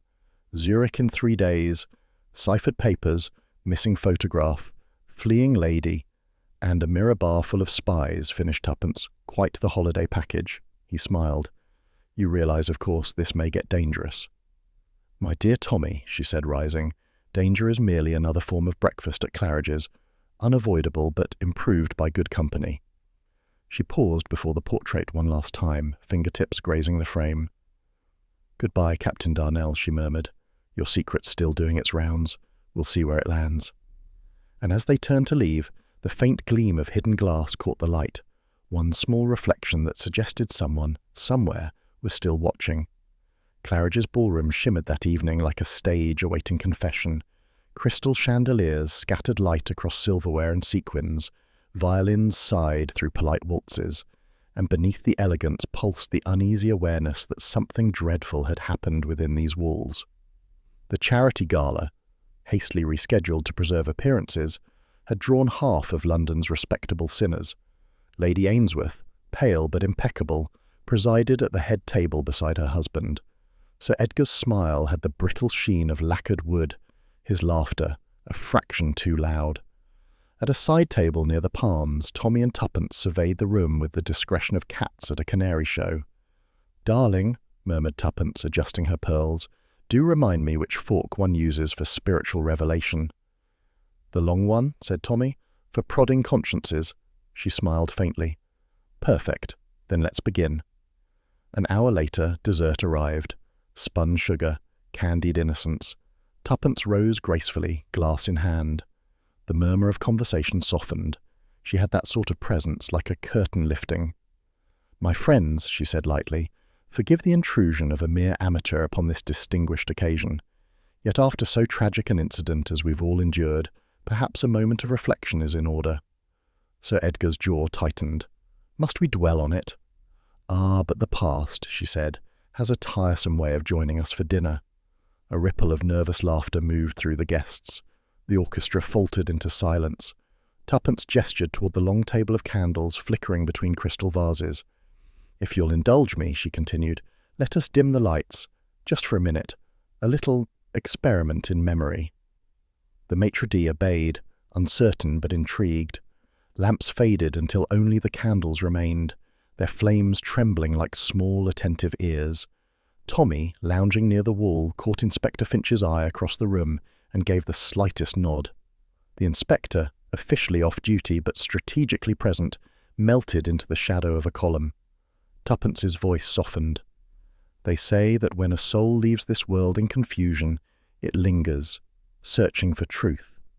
Lady Ainsworth shifted uneasily. "Really, Mrs. Beresford?" "Truth," Tuppence continued gently, "is often the most elusive ghost of all." A waiter, previously briefed by Tommy, extinguished 2 of the candles. The room contracted into intimacy. Faces seemed carved from ivory. Eyes gleamed with uncertainty. Tuppence lowered her head as though listening. "He was here among us once, a man who remembered too much. His name, even he had forgotten. But the dead are patient." Sir Edgar laughed harshly. "This is absurd." "Of course," she said sweetly. "Absurdity and guilt are such close cousins." Laughter died. Only the whisper of wax dripping onto silver broke the silence. "Perhaps," Tuppence said, turning slightly, "our departed guest would like to remind us what he sought before he died. He asked for honesty, for the truth behind the portrait, behind the code book, behind the cup of tea poured for 2. Her eyes travelled deliberately along the table, pausing on Lady Ainsworth, whose hand trembled against her wineglass, then on Sir Edgar, who had gone a dangerous shade of grey. Tommy, from his vantage, could feel the air tighten like wire. Tuppence's voice dropped. "He said someone feared what he might reveal, feared the past, those tidy years after the war when certain men profited from chaos." Sir Edgar half rose. "Mrs. Beresford, this performance is for your benefit," she said, her tone suddenly flint. "You see, the ghost doesn't frighten me, Sir Edgar, but it frightens you." Gasps murmured along the table. Lady Ainsworth reached for her husband's sleeve. "Edgar, sit down, please." But he was staring at Tuppence with eyes that had seen trenches and betrayals. "You don't know what you're talking about." "Oh, but I do." Her voice was quiet now, surgical. "The man who died in the drawing room was once your contact during the war, the courier who carried your reports from the field. Later, when the smoke cleared, he found reasons to remind you of your omissions, a few files missing, a few secrets sold to ensure your knighthood came without questions." "Lies," he said hoarsely. "I served honourably." Did you? She asked. Then why poison the man who knew the truth? He made a choking sound, half protest, half despair. Lady Ainsworth's fingers whitened around her napkin. Stop, please. But Tuppence pressed on, her words precise as clockwork. He came to you for money, perhaps for mercy. Instead you offered tea. 2 cups, one laced just enough to silence him, not kill outright. You never meant it to end in death, only in forgetfulness. Sir Edgar surged to his feet. Enough, his voice cracked through the room. You think you can accuse me in front of all these people? I don't accuse, said Tuppence softly. I quote. Tommy took a step forward, speaking for the first time. Your conversation, Sir Edgar, in the drawing room before the gala. You were overheard. He'll never find it now, you said, referring, I believe, to the code book hidden behind the portrait. The courier had threatened to expose you if you didn't retrieve it. The silence that followed was absolute. Even the violins seemed to hold their breath. Sir Edgar's face blanched. His mouth opened, closed, then opened again. When he spoke, the arrogance was gone. Only exhaustion remained. Yes, he said. Yes, he threatened me. Said he'd send the papers to the ministry, ruin my name. I only meant to frighten him. The powder was a nerve agent, diluted. I thought it would make him ill, not— He broke off, staring at his own hands as though seeing the poison still there. He collapsed so quickly. I panicked. I tried to revive him, but it was too late. I thought if no one knew— Lady Ainsworth gave a low cry. Edgar! Finch emerged from the shadows, his expression grave but oddly sympathetic. You needn't say any more, Sir Edgar. I've heard enough. The knighthood sagged visibly under the weight of reality. So you were listening, Sir Edgar said bitterly. Of course, always listening. Tuppence's tone softened. You could have confessed privately. He gave a weary laugh. And let you and your husband have all the drama. You're born performers, Mrs. Beresford. I merely supplied the script. Finch gestured to 2 uniformed men near the door. Sir Edgar Ainsworth, I'm arresting you on suspicion of murder. Lady Ainsworth rose shakily. No, you can't. He was protecting me. The courier had those papers. My brother's name was on them. Finch's gaze was steady. Then your brother's ghost may rest easier now, madam. As Sir Edgar was led away, the guests sat frozen, their expressions a study in fascinated horror. Tuppence, ever the professional, lifted a candle and relit one of the extinguished wicks. The séance, she said quietly, is concluded. Later, when the ballroom had emptied and the orchestra's instruments lay mute in their cases, Tommy found Tuppence alone by the window overlooking Park Lane. Outside, the lamps shimmered on rain-dark pavements. Inside, the silence felt gentler now, like the exhale after a storm. You were magnificent, he said. Remind me never to play cards with you. She smiled faintly. Bluff and intuition, darling. They've won wars. Finch will take the credit, of course, he added. Let him. He needs it more than I do. Tommy poured 2 small glasses of champagne from an abandoned tray. To ghosts with good timing, she clinked his glass, and to husbands who know when to stay quiet. He grinned. A rare virtue, I'm told. They drank in silence for a moment. Then Tuppence said softly, Do you think he truly meant only to silence the courier? Tommy considered. Perhaps, but intent doesn't wash the poison from the cup. No, she said, nor the guilt from memory. Inspector Finch joined them, his usual brusqueness muted. Well, he said, you were right from the start. Spies, code books, and murder wrapped in society manners. You've a talent for trouble, Mrs. Beresford. Thank you, she said sweetly. I do try. He sighed. The Foreign Office will be thrilled. Those stolen war files will keep a few diplomats awake for weeks. As for Lady Ainsworth, she'll face questioning, accessory after the fact perhaps, but I doubt they'll charge her. Her health's not equal to the scandal. Her conscience will manage, said Tuppence. Finch looked at her curiously. You enjoy this, don't you? The theatre of it all. Not the theatre, she replied. The clarity. Lies make such untidy rooms. He almost smiled. Remind me never to invite you to supper. When he left, Tommy said, He's warming to you. Tuppence laughed softly. He'd rather wrestle tigers than admit it. Near midnight, the staff began clearing the last of the tables. The grand room, stripped of glamour, seemed suddenly human again, tired, honest. Tuppence wandered to the spot where she'd stood during her performance. The candles had burned low, pools of wax marking their brief existence. She touched one, thoughtful. "Do you ever wonder," she asked quietly, "how many secrets sit just beneath the silverware waiting for the right spark?" Tommy joined her. "Every hotel has ghosts, Tuppence. We're simply better at conversation than most." She smiled at that, the small, private smile he always treasured. "Come along," he said. "Let's leave Claridge's to its scandal. We've earned a rest." "Rest?" she echoed. "You underestimate the British appetite for mystery. By tomorrow morning, half of Mayfair will be convinced the séance was genuine. I expect invitations to every drawing room in London." "Then we'll need new costumes," he said. "And perhaps," she murmured, "a holiday, somewhere without corpses or code books." Tommy raised an eyebrow. "You'd be bored within a week." 3 days, she admitted. As they stepped into the marble corridor, the hotel seemed already to be rewriting its own legend. Staff whispered, journalists loitered, and a discreet official from the Home Office was demanding a statement. Tuppence paused by the mirror, adjusting her wrap. "Funny," she said, "how quickly tragedy becomes decor." Tommy offered his arm. "Shall we?" They passed through the revolving door into the London night. Rain had begun again, light, apologetic rain, as though the heavens themselves regretted the fuss. "Claridge's will survive," Tommy said. "It always does." "So will we," said Tuppence, "until the next puzzle knocks politely at our door." They walked away together, two silhouettes dissolving into lamplight and drizzle, partners in marriage, mischief, and the endless art of uncovering truth among the teacups.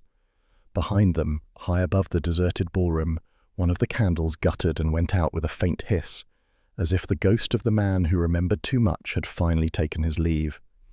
It was a bright, well-behaved afternoon in Chelsea, the sort that made murder seem faintly implausible.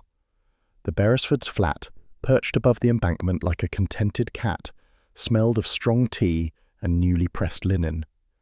The world, having survived another week of scandal, was going about its business. Tuppence sat at the table arranging a modest tea service with the precision of a general deploying troops. The silver gleamed, the scones were warm enough to release butter into obedience. "Do you realize," she said, buttering briskly, "that this is the first pot of tea we've poured without poison in it for days? I feel almost sentimental." Tommy looked up from his armchair, where the Daily Mail was folded at a heroic angle. "You exaggerate. There was that pot in Zurich airport." "That," she said, "was espresso, a vulgarity I shall never forgive you for." He smiled. "Forgive me instead for enjoying domestic tranquility. I'm told it's fashionable among people our age." "Our age," said Tuppence, "is whatever makes the waiter call us madam with respect and not pity." She took a contemplative sip. "Honestly, Tommy, it's absurd. Murder, espionage, coded portraits, and it all ends with jam on toast." "That," he said, "is civilization." A gentle clatter at the door announced the post. Tommy retrieved the envelope and returned, frowning. "From Claridge's.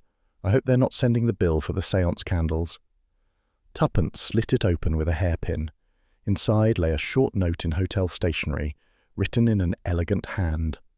"Mr. and Mrs. Beresford, the management of Claridge's wish to express gratitude for your assistance in resolving last week's distressing incident. Our staff are still recounting the tale of the celebrity detectives, and our bookings have doubled. Please accept this complimentary voucher for tea in the Palm Court. Yours sincerely, A. Pritchard, Manager." Tuppence laughed. "There you are, Tommy. Immortality by teapot. We've become an after-dinner anecdote." Tommy unfolded his newspaper with exaggerated solemnity. "An anecdote that's made the headlines. Listen to this. Society scandal ends in arrest. Sir Edgar Ainsworth charged with murder at Claridge's." "Grim," she murmured. "And to think, a week ago he was complaining about the temperature of the consommé." He lowered the paper. "Finch gets full credit, naturally." "Of course. He deserves it. He had the sense to appear after the danger was over." Tommy chuckled. "You'd make a terrible witness, Tuppence. No sympathy for officialdom." "I reserve my sympathy for the living," she said. Poor Lady Ainsworth will spend the rest of her life visiting solicitors instead of soirees, and Claridge's will polish that drawing room until the walls forget what they saw. London's memory is short, said Tommy. By next season, the same people will be dancing there again, toasting discretion. Tuppence poured him more tea. And you, my dear, will be grumbling about the sandwiches. He raised his cup. To the sandwiches, and to the world's astonishing ability to behave as though nothing ever happens. She matched his toast, eyes glinting, and to us, who know better. For a while they sat in comfortable silence, the sort that only married conspirators could enjoy. The radio murmured in the background, a string quartet followed by the news, mercifully free of their names. Tommy stretched his legs. Do you ever miss it, Tuppence? The war days, the quick thinking, the thrill? She considered. Sometimes, but I prefer my battles to come with cake now. Still, he said, you looked frightfully pleased with yourself that night at Claridge's. The candlelight suited you. Candlelight suits everyone, darling, even guilt, he smiled. You do have a way of turning confession into theatre. I learned from the best, she said. You. He feigned surprise. I merely held the props. And eavesdropped, like any respectable husband. They laughed, the sound easy, like air returning to a room after too long shut. Tuppence leaned back, watching the steam rise from the teapot. You know, Tommy, there's a certain poetry to it. Murder, deceit, all for a code book hidden behind a portrait. Men fight wars for ideals and then kill for paperwork. Perhaps ideals are simply paperwork with better publicity, he said. She gave him a look. That's far too cynical for mid-afternoon. Eat another scone before you start quoting philosophy. He obeyed. You think we'll ever retire properly? From detection or from each other? Either, Tuppence smiled. We've tried both before. Neither lasted. He raised his cup again. Then here's to futility, she clinked it gently, and to curiosity, the more dangerous habit. Outside, the bells of Chelsea chimed 4 o'clock, a civilized hour for remembering things one would rather forget. A beam of sunlight reached across the carpet, lighting up the small clutter of their shared life. Letters, travel brochures, a half-finished crossword, and a vase of tulips beginning to wilt with dignity. Tuppence glanced at the crossword. 6 letters. A conclusion reached with evidence. Begins with C. Closure, Tommy said promptly. How apt, she smiled. We've reached one, haven't we? For this week, he folded the newspaper neatly. Remind me next time we're staying somewhere less exciting. The Ritz, perhaps? Tuppence's eyes sparkled. Only if you promise not to die over the teapot. Done, he said, though I can't vouch for the cucumber sandwiches. She rose to refill the pot. You know, Tommy, people think adventure means danger. It doesn't. It means noticing when life goes absurdly off script and refusing to look away. He watched her fondly. And that's why, Mrs. Beresford, the world will never quite be safe from you. Good, she said. Safety is dreadfully dull. The kettle began to hum again, small and reassuring. The radio switched to dance music, the same waltz they'd heard a week ago beneath Claridge's chandeliers. Tommy hummed along, drumming his fingers against the armrest. Do you ever feel, he said, that we live on the edge of farce and tragedy, and only tea keeps the balance? Tuppence handed him a fresh cup. Of course, that's what milk is for, moral equilibrium. He laughed, then grew thoughtful. You know, when Finch left us that night, he said, You're lucky, the both of you. You make danger look like an afternoon hobby. She sat opposite him again, settling her skirt. He wasn't wrong. It's easier to be brave when one's married to a fool who insists on being amused. Foolishness, he said solemnly, is simply optimism with better tailoring. She grinned. Then long may your tailor prosper. The light began to fade, gold slipping toward grey.